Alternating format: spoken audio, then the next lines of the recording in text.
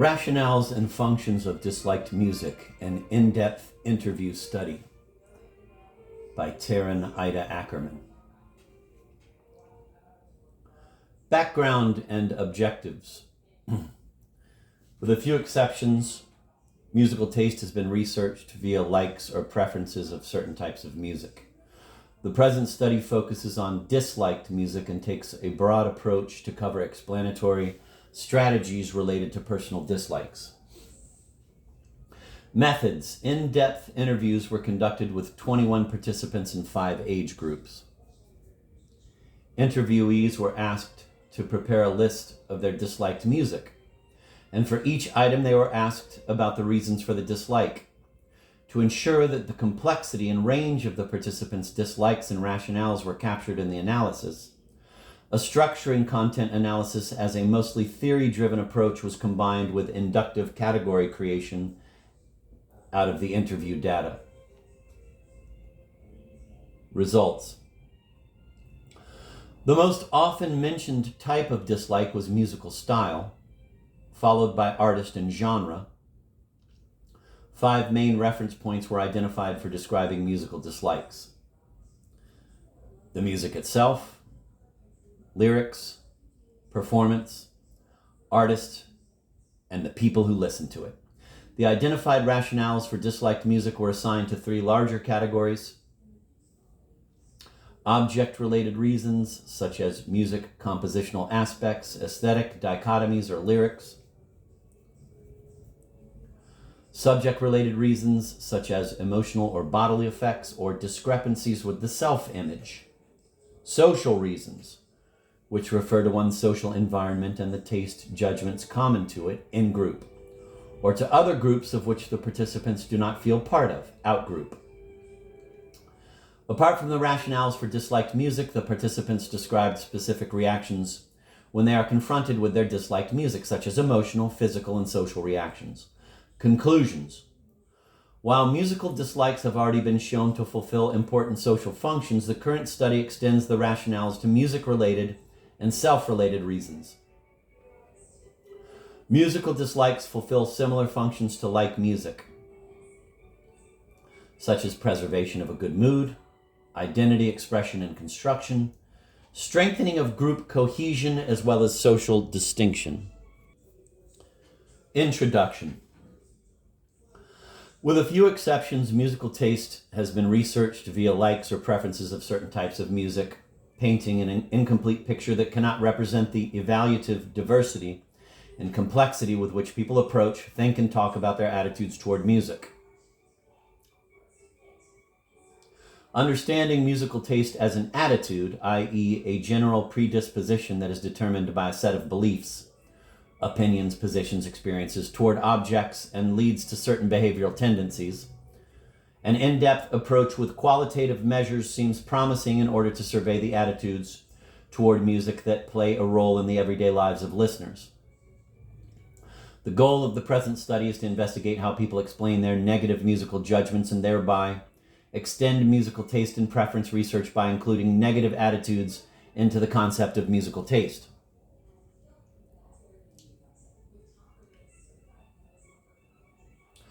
Given that attitudes are formed by beliefs, knowledge, and earlier experiences, it seems plausible to conceptualize negative attitudes toward music as a result of prior negative experiences with certain music, of knowledge and beliefs about it, and as a mismatch with acquired general beliefs about what is good and desirable in music, i.e., the individual music aesthetics.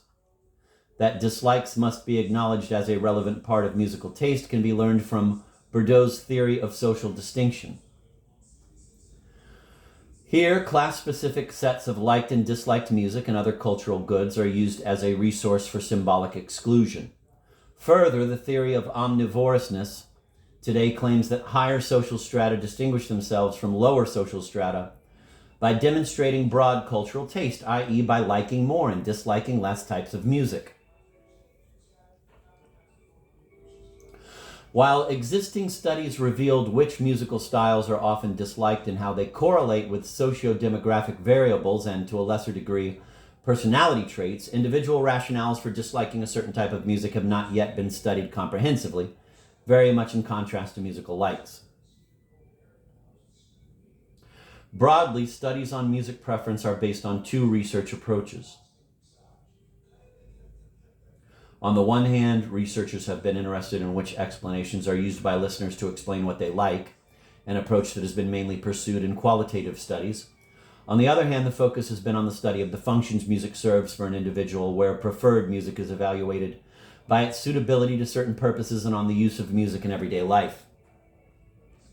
While the first approach helps with answering the question of why participants like a particular music, a focus on functions and uses sheds light on the question of why participants generally like and listen to music.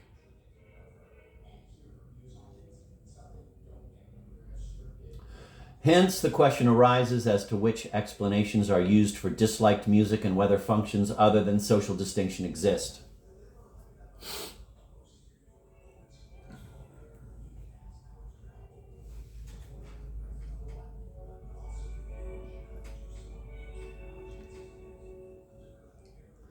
In some studies, the topic of dislikes came up with some of the participants and were often reported parenthetically, pointing to certain similarities and explanations for musical likes as reported above. First, as a reason for dislike music, often either entire styles or specific songs, participants reported on music-related and performance-related aspects such as missing variation, repetitiveness, lack of complexity, incongruous or unexpected elements, missing harmonic melodic resolution, and specific sound qualities, too loud, distorted sound of instruments. Missing variation in the lyrics was also mentioned, i.e. meaningless or aggressive, oversimple, inane, stupid, and repetitive lyrics, overly sentimental or cliched, misogynist sentiments and other biases, and contradictory or intelligible messages. The voice of the singer was also subject to critique, mainly the singing characterization, annoying, yowling, monotonous, whiny, over-dramatic vocal effects, high-pitched voices, a nasal sound, or a death growl. The inability to sing along and missing variety between artists were also criticized. Other reasons for dislikes pertained to perceived effects of the music on the listener and included unpleasant bodily feelings of disgust, nausea and pain, the perceived risk of physical harm, muscle tension, aggression, and the urge to escape. Quote, inauthenticity, end of quote, was also a reason for disliking music, as participants report on missing originality and honesty in the emotions and topics expressed in the music, as well as copying other styles and artists in order to misuse this for their own success. A supposedly strong focus on commercial success was also mentioned to foster a dislike, and a pretentious behavior by the artists, quote, wannabes and posers, end of quote. Aspects of production and certain forms of behavior and content, quote, sex and violence, end of quote, and supposedly negative effects of music on people / the youth and incompetence were criticized and disliked.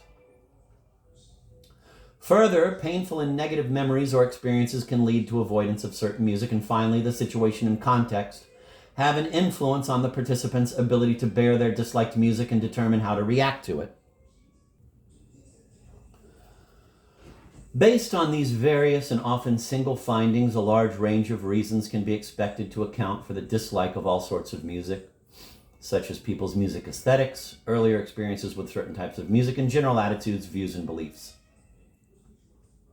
As the reported findings were rather a parenthetical product of studying musical preference, the current research took a qualitative approach with in-depth interviews to cover this expected variety. Degree and types of dislike music. Further findings suggest that there exist differences in the intensity of dislikes. Comments in online forums presented a range of judgments from mild rejections to vehement hatred and disgust of certain music.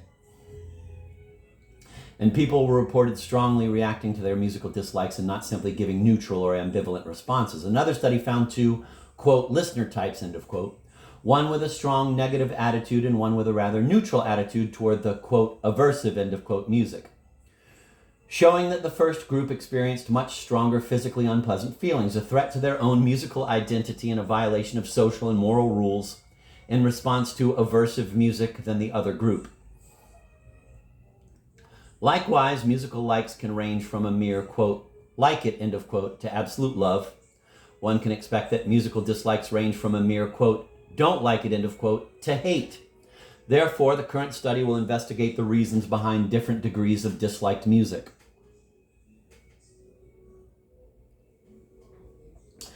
Typically, studies on musical taste refer to music genres that are commonly used categories in everyday parlance and are thought to distinguish between types of music based on stylistic components, origins, aesthetics, meanings, and represented social groups. From a musicological point of view, one would rather call such types styles, whereas genre is typically defined as a type of composition that is characterized by its form, instrumentation, and function. E.g., opera is a genre within the style of classical music, whereas song is a genre that exists in almost any style. In the current study, the terms style and genre are used in their musicological sense.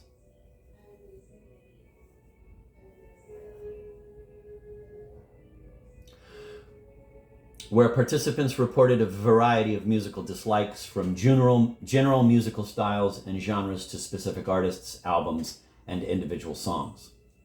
Let me repeat that sentence. In the current study, the terms style and genre are used in their musicological sense, where participants reported a variety of musical dislikes from general musical styles and genres to specific artists, albums, and individual songs. Functions of disliked music. The most common and clearly described function of positively valued music is its use in influencing one's emotional state and mood. Self or identity-related functions are also very important. In addition to identity construction, especially in adolescence, other functions include identity management, expression and reinforcement of individual values and attitudes, self-reflection and exploration, and trying out and expressing different aspects of personality, as well as finding meaning in life or absorption and distraction from reality. Functions of musical dislike seem to be less straightforward. Functions of musical dislike seem to be less straightforward identifiable because typically people do not listen to music they disapprove of. In communicating one's attitudes toward music, however, such functions can be found in adolescence, where music is used to differentiate from other groups in order to discriminate the, quote, out group, end of quote, and at the same time to enhance the status of the, quote, in group, end of quote, and to increase their self-confidence. Not only are the listeners of the other music discriminated against, also the fans of the same liked music are valued higher than the fans of the disliked music. Interestingly, within the in-group, it was still accepted if single members showed deviating attitudes and preferences because the highest possible individuality and inadequateness within the group was valued. One study explained the avoidance of aversive music with the process of emotional contagion. The negative emotional and physical experience through a mimicry of the music might be interpreted as the function of disengaging with the music, which is then found aversive and disliked. Note that cause and effect are hard to disentangle. These and other possible functions of musical dislikes need evaluation. Musical value judgments. It could be seen that sociological musical taste research included both liking and disliking of musical styles, since both are essential for social distinction and cohesion. However, there is also an individual differentiated aesthetic judgment, which goes beyond a flat rejection of musical styles and the link with socio-economic factors. Psychological studies of musical taste have investigated the functions and use of music, and therefore have been dominated by the study of musical preferences. This is where the current study comes in and explores the rationales for disliked music, which are the verbalized individual reasons for disliking music.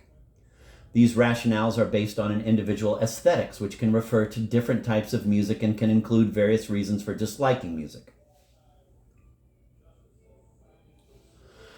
Particularly relevant for the current study in this regard is a model on musical value judgments, further defined by, which relates to the aforementioned attitudes toward music. Value judgments take place between three dimensions: the subject dimension, i.e. the subjective level of judgment that includes personal liking, often based on prior experiences, and emotional and psychological functions, the object dimension. that is, judgments based on musical properties such as melody and rhythm, and the individually acquired idea of good music and the social dimension, that is, judgments in terms of social validity, which refers to the society as a whole but also to specific groups.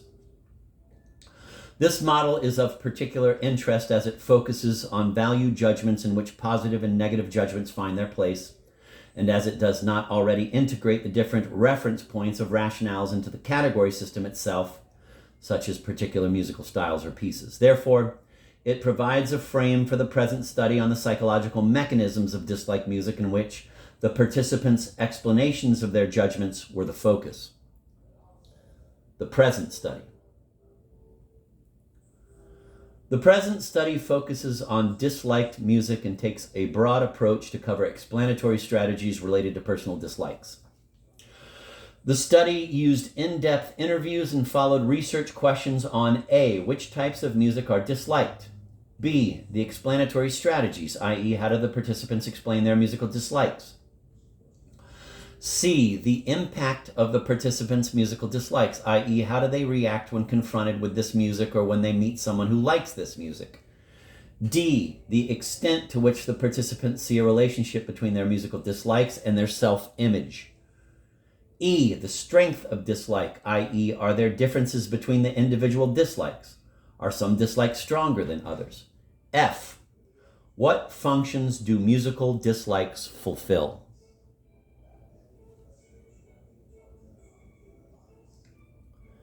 Ethics statement. All experimental procedures were approved by the Ethics Council of the Max Planck Society and were undertaken with written, informed consent of each participant. Choice of research method. The basic principle of interviewing is a mindset of understanding participants as experts on their own experience and knowledge of the topic. Therefore, in a semi-structured approach, the questions in the interview guide were used mostly as structuring elements in a flexible, advisory way, rather than as binding wordings in order to react and communicate openly and flexibly with the interviewees. Questions were constructed in a non-suggestive and neutral way that encouraged the participant to answer in full sentences.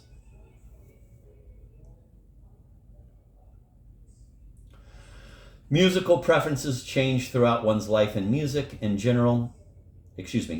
preferences change throughout one's life, and music in general does not always retain the same value in different phases of one's life.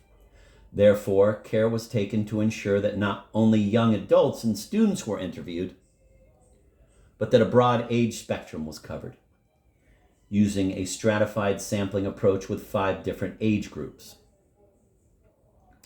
It is of note that no longitudinal effects can be covered with this cross-sectional approach. Participants. Participants were recruited via a pool of previous participants at the Research Institute through the webpage of the Institute, social networks, Facebook, Twitter, and flyers and posters in the city of Frankfurt am Main, Germany. Libraries, Community College.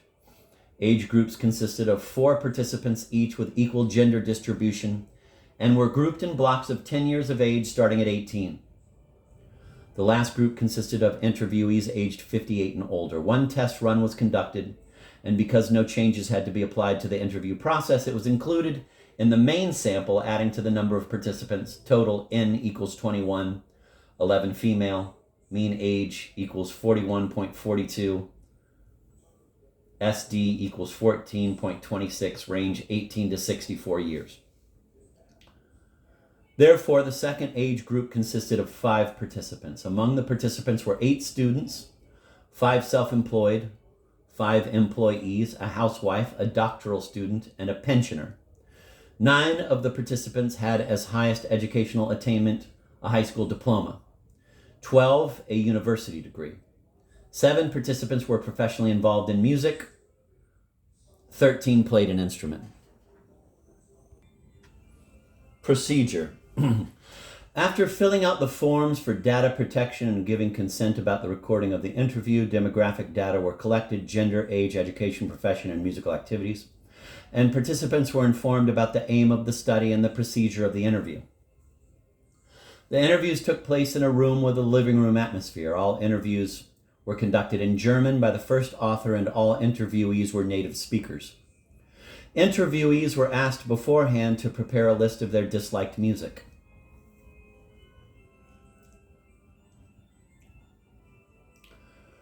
No instructions were given about how many items and what kind of music were to be prepared.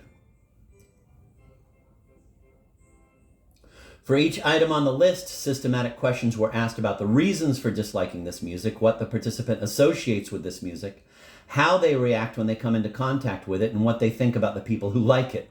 See interview guideline and supplement.